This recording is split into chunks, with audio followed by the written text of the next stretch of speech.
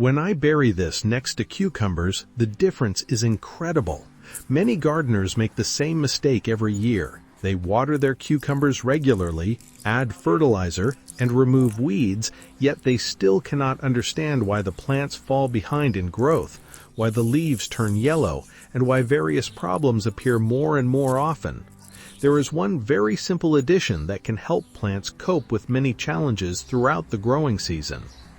During summer, cucumber plants go through a period of rapid growth.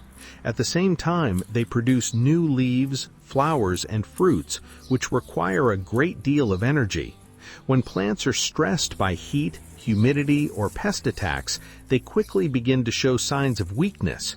That is why experienced gardeners often rely on a natural product that helps keep plants strong and creates less favorable conditions for many unwanted visitors in the garden. The application is very simple. Take 1 full tablespoon of the powder and spread it evenly around the soil around each plant. Then lightly water the area so the beneficial compounds can gradually be released into the soil. This can be repeated every 10 to 14 days throughout the growing season. There is another option as well. Mix 1 tablespoon of the powder with half a liter of water, stir well, and use the mixture to water the roots. Some gardeners also use the same solution as a foliar spray to help plants become more resistant to powdery mildew, downy mildew, and various pests.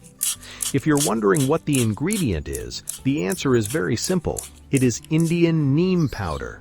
This well-known gardening supplement has been used for many years by gardeners who like to apply it around their plants. Try this method in your own garden and see the results for yourself. Let me know in the comments if you have ever used neem powder. Thank you for watching, and see you in the next video.